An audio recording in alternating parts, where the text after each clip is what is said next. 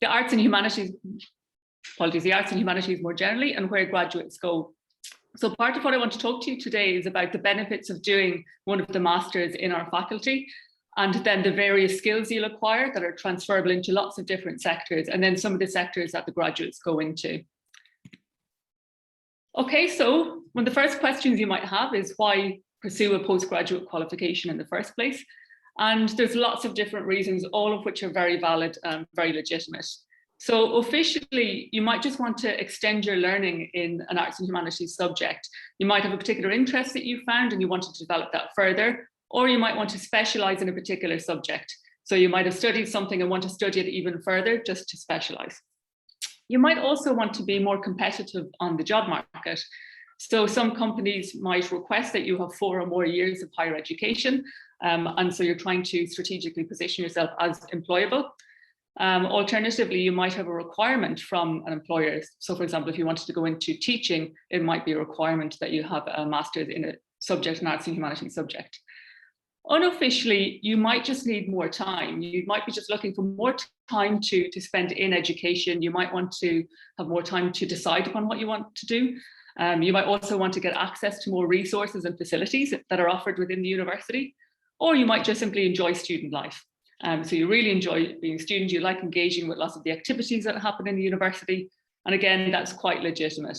So all of those reasons are very good reasons for wanting to do a master's programme. And then why study a programme within the Faculty of Arts, Celtic Studies and Philosophy? So more generally within arts and humanities and language subjects, what you'll find is, in comparison to other disciplines, is lots of small group teaching. And that's a real benefit of this type of teaching, where you get to mature, you get to bounce ideas off people, and it's a much more kind of, I suppose, contained and safe environment. You'll also find in these programs that there's a lot more collegiality among staff and student, much more horizontal relationships between staff and student because of those small group classes or those small class sizes. Within our faculty in particular, and this is something I've been hearing a lot of just from speaking to graduates of various programs, and even hearing from people who graduated long ago from this program or from these programs, is that there's an ethos of diversity and social justice. And that's really attractive to people, where there's a kind of a sense of that collegiality, of fairness. You'll see students who are engaged in lots of kind of clubs and societies. Even today, we've had protests, anti-war protests on campus. And that's kind of very much kind of coming from within our faculty. That's very attractive to students. You'll also be able to, when you study in this faculty, put an emphasis on your own specialised knowledge and the development of your own specialised knowledge. And unlike undergraduate studies, what you see is a kind of a turnaround, whereby you become the kind of author of your own different projects, individual and group, that you decide upon. So you're beginning to kind of shape your own destination or your own kind of career in a way. And quite often within the faculty as well, on lots of the different programs, you'll find opportunities for cross-disciplinary learning, which means that you'll be able to study subjects maybe outside of your discipline. And that's a real kind of added value of the programs we have here in the faculty, is that's kind of a sense of interdisciplinarity, where you're not just siloed off with one subject. We can actually look outside and see how other subjects are taught. You can learn about different kind of, again, different disciplines as well. And so that's something to really kind of look at in this faculty, is the extent to which you can do that.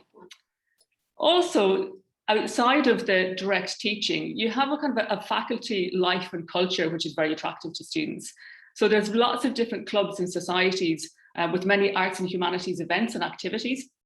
So for example, you have things like film nights and screening nights, you have organised trips away, you've kind of debating groups and societies, music groups and societies, cooking and food societies related to Disney. And all of these are kind of allowing you further opportunities to kind of develop your interests and to kind of network with other people and to meet like-minded people and to people outside of your kind of normal everyday circles. And then the faculty itself as well, lots of different departments hold academic talks and seminars as well on contemporary and topical issues related to history, social justice, politics, film, and so on. And students often have the chance to go and kind of meet with other scholars from outside the university as well. So there's lots of opportunity for that kind of academic and social engagement that comes through the faculty. Now, more generally, if we're kind of thinking in these kind of more pragmatic and instrumental terms, there are other benefits as well to being to studying within the faculty. And that is the kind of the combination of the skills acquisition you get from engaging in studies and assessment, as well as the subject knowledge you get. So you get a kind of a deep sense in the particular subject that you're doing, which might be history or music, but you also get lots of different skills as well in regards to group work, teamwork, independent learning and project management and so on. So the subject knowledge you get, they point you towards a particular sector. They're your specialism. And so you get a sense of, if you're doing, for example, again, history, that you might want to work in a kind of a subject related to kind of culture and heritage. But the skills acquisition are the things that make you employable. So they're the things that allow you to go into lots of different sectors. So they're the kind of general skills that you get that make you kind of suitable for lots of different sectors and industries. And in the faculty programs, you develop both of those. So you get lots of different skills that are very useful and valuable to you and to employers. And you get a kind of a subject knowledge that you can then develop, and that you can then be a specialist in that area. More generally, the postgraduate kind of skills that you would develop on lots of the faculty programs would be those soft skills that are extremely in demand by employers. So things like interpersonal skills, communication skills, team working, problem solving, critical thinking, and independent working, as well as those hard skills, for example, IT and digital skills, languages, research, information literacy, project management, and those subject-specific skills. So these are all skills that will be developed across many of the programs, most of the programs. And they're things that we tend to forget about. So that often, particularly the soft skills, are those skills that we might not really articulate that well, or as students you might not articulate that well, but are certainly very in demand by various employers across lots of different sectors. So one of the real benefits of doing a program in the arts and humanities and through the faculty is the high transferability of the skills that you develop. And much more so than many other faculties or other disciplines, is that arts and humanities graduates go into lots and lots of different sectors. They're very, very adaptable. It's very hard to kind of say they're rooted into one area. In fact, what you see is that they go into lots of different areas and that they're quite maneuverable, these graduates, in their careers as well. So what you'll find is that you're capable of kind of moving across different sectors and disciplines as you graduate. And this makes it very hard to pin down the kind of typical life cycle of a graduate or where they go. But at the same time, it's exciting to see all the different areas, particularly these kind of new roles and new jobs that emerge where those graduates go to. So the faculty programs open doors into lots of different sectors, and these skills that you develop on these programs make you suitable for lots of roles and capable of lots of roles and lots of different jobs. And among, and not limited to, but among these kind of highly transferable skills, there are things like problem solving. So things like lateral and logical thinking. So being able to kind of deal with lots of complex information. So you're used to having to think across, for example, different theories and concepts and make decisions on the basis of that. And you can do that very, very quickly. And that's highly valued by employers, is that you kind of have that intellectual leadership. There's also research and information sourcing and assessment of information, those kind of skills that you have, again, that make you very, very adaptable and kind of almost push you into kind of more senior roles and senior positions, because you're able to kind of seek out and source and assess information quite quickly and quite fluently. You also then, because of the engagement in learning from undergraduate and into postgraduate level, and that continuous learning and the challenge that's posed in that step up into postgraduate studies, and particularly in that small group teaching where you're challenged more intellectually, is that you have you're very capable of learning. So you have learned to learn very effectively, and you have the capacity for continuous learning and a continuous intake of new information. And again, that's kind of accelerating you academically, intellectually, and in terms of your employability. When I've been speaking to various employers in my research of what employers expect of graduates, particularly of graduates of postgraduate programs, is that there's an expectation of what people tend to call, or employers call, cop on, or intuition or common sense. And again, that's the ability to assess and to make decisions on the fly. And because of the academic studies that are typical of arts and humanities subjects, you're having to do that fairly continuously. Again, kind of take in information, evaluate it, make decisions on the back of it, deal with, working with various groups and different people across time. And you develop those skills kind of incrementally over the stages of your undergraduate to your postgraduate qualification. And then finally, there's project management that you develop again throughout your studies, where you're having to treat every assessment and every piece of work like a project, that you have a deliverable, you have a timeline, you might have to work with people. And so you're working through lots and lots of mini projects over the course of your studies. So that project-based work is very, very typical of kind of contemporary working environments. And again, employers want to see people who are very used to being able to take on these tasks and deliver them within a certain timeline. So again, the faculty allows for you to look for lots of different careers in lots of different areas. And so it opens up many different doors for you when you study these type of subjects that are typical from within the faculty. There are other positive outcomes as well that benefit you. So these are more kind of personal development outcomes. And I was looking at a study recently, a 2017 study of UK postgraduate students or graduates of arts and humanities programs.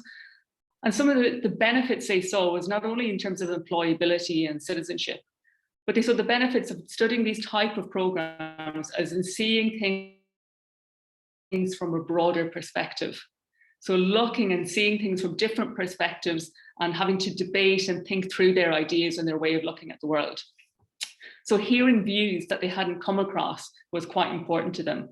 And if we think back about that focus on honesty, that's very, very apparent there as well, that you will meet lots of different people from lots of different backgrounds and disciplines. And that just opens up your world, where you kind of just see all these different perspectives. And that helps you develop independent thinking as well. And that's something that graduates really value, is that capacity to take in all of this information and then to make those judgments and evaluations from it.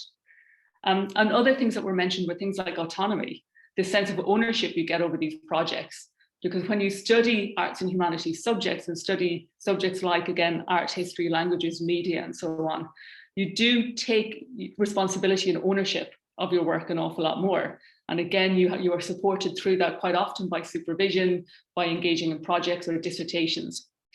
And that develops your self-confidence. And graduates from these type of programs have listed self-confidence as one of the kind of key attributes that they develop.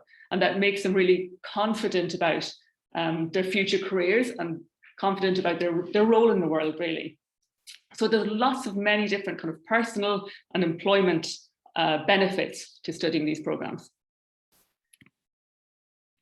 And finally, then I've raced through my material, but one of the things to talk about is graduate destinations. And as I mentioned, what you'll see in arts and humanities subjects and in lots of the different programs we offer through the faculty is that these destinations are very, very varied. And what you see is people, again, being able to kind of move through different careers and develop at an advanced level in their careers. And part of what I really enjoy doing is going on to something like LinkedIn as a social media platform and typing in the degrees and just seeing all of these destinations and seeing very, very interesting, eclectic careers that people have developed following graduation. And so you've got to get a sense of how people have matured through their studies and the kind of shift in the jobs they might have had before doing postgraduate studies versus those that they've gotten after they've finished or they've completed their studies. So along then with the roles that people get in the subject specific areas, so roles directly related to their studies, more generally what you see is graduates moving into various different sectors. And what we see is a lot of crossover as well, so that people who study, for example, media don't necessarily just go into media work. What you'll find is students of music, history, languages are also moving into media. Students of media are moving into arts and heritage. And so there's the capacity to cross over into those different areas. So as I was reviewing over the last couple of days, all of these destinations, I've kind of grouped them into different sectors. And as I said, students of various courses and programs can move into all of these sectors. So it's not just kind of limited to one. And arts, culture, and heritage seems to be, there's a big focus on that. So there's a big focus on people, for example, from English, from history, from philosophy, moving into subjects related to arts, culture and heritage. And it's no surprise because in Ireland over the last number of years, there's been a big emphasis on those areas and on developing, for example, tourism, on kind of refocusing on heritage. So you'll see that in media and so on. And so people move in various ways and in various capacities into these different areas.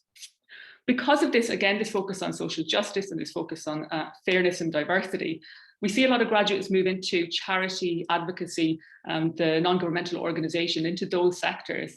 And so from looking at graduate destinations, I've seen a lot of people move into, again, things associated with charity, with advocacy. So moving into, for example, working in homeless organisations as, in their capacity as PR communication executives or as project managers. So again, people from all of these different disciplines in our faculty can move into those sectors. Perhaps a little bit obviously, there's lots of graduates who've gone into writing or editing or journalism or research. And so that can include anything from journalism related to history or philosophy, to research related to languages, working within kind of large organizations as researchers. That's a fairly kind of typical career for people, particularly in the kind of first couple of years of graduation, is to move into content creation, writing, editing, and research. We also see people from lots of different faculty disciplines move into PR, so public relations, communications, events management. I was speaking to some graduates recently of music and English who had moved into events management and is quite successful there within 2 or 3 years of graduating from his MA programme. We also see people move into increasingly marketing, promotions and sales. So because marketing has become a big area and there's lots of demand for people who can research and communicate effectively, that means that graduates of our disciplines within the faculty can move kind of quite quickly and smoothly into those careers without having, for example, formal marketing qualification. So you'll see lots of, again, English, history, music graduates move into those roles. Perhaps obviously we see lots of people going into things like teaching or going into public sector or civil sector work. We also have graduates who've gone into work for the EU Commission and who've taken up EU roles as well, in, for example, kind of policy again. And then finally, we've graduates who move into technology or ITC, not necessarily in, coming from computer science backgrounds, but maybe kind of going in and taking on, again, project management, product management roles in large technology companies. And one of the things that is fairly typical now, which wasn't so much the case maybe 10 years ago, but what you increasingly see now, is where you might have kind of disciplines or organizations that wouldn't immediately seem to suit, arts and humanities graduates. So for example, banking institutions, and lots of our graduates moving into banking or finance or accountancy. And that's because within these large organizations, you have lots of different departments related to technology, media and communications, project management, sales support, and so on. And so all of these transferable skills that our graduates have make them suitable for lots of different roles within these organizations. And if anybody of you have looked at these graduate programs that are offered, you'll see that these big insurance companies or sales or finance or auto companies are recruiting graduates from lots of arts and humanities disciplines because finance might only take up 30% of a banking role, whereas the other 70% is actually kind of administration and management. And there's a call for leaders who know how to think and research and act and make decisions. And our arts and humanities scholars and graduates can do that. So ultimately then, the graduates of our faculty are able to access a wide range of these sectors and can do so within a kind of a year or two of graduation. We're quite keen in the faculty on assessing graduate destinations and in supporting that in the programs that we offer. So what I might do now is, I know I've kind of finished up fairly quickly, but I might hand back over to Roxanne. And I'll just say that if anybody has any follow-up questions around employability, they're happy to, you can get in contact with me or Roxanne or any of the members of the department that have joined us now.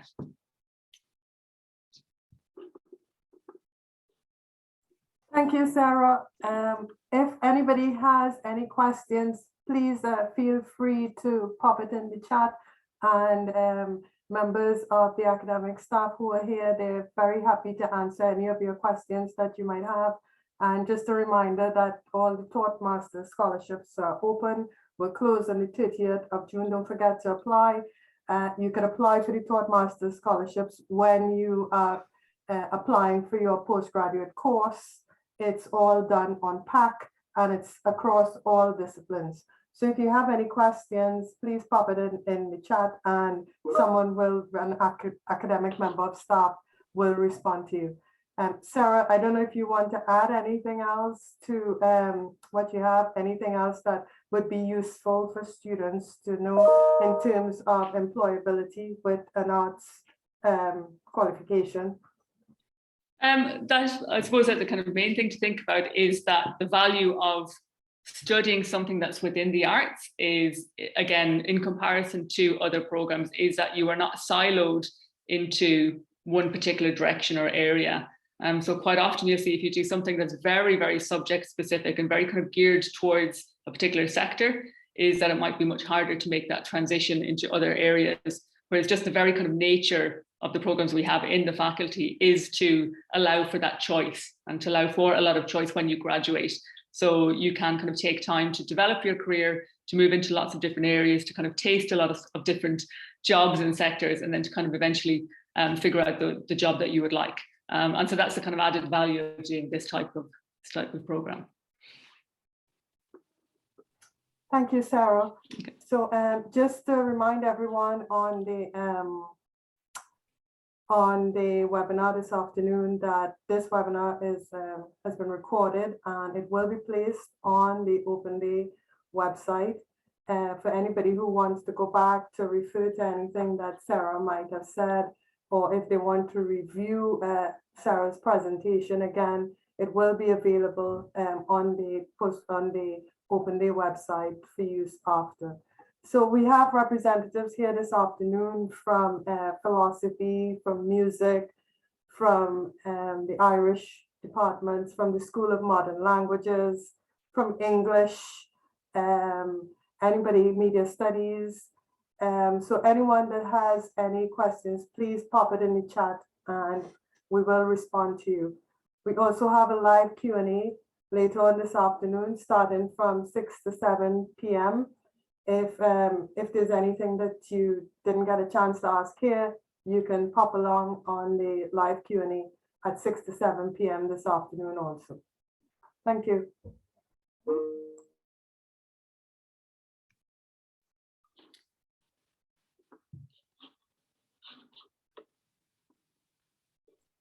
I am seeing one question in the chat.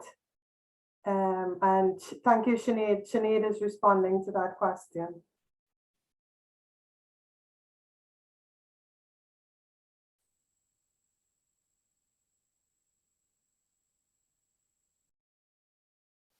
Yeah, so for anybody else who has any questions, you can either get in contact now or contact program coordinators afterwards, and all the information about program coordinators and who to contact is available on the departmental website, so you'll be able to see who to contact. And all of the program coordinators are very, very approachable. So they will answer your queries, and don't worry about kind of thinking that any query might have been answered elsewhere. It's fine to ask again.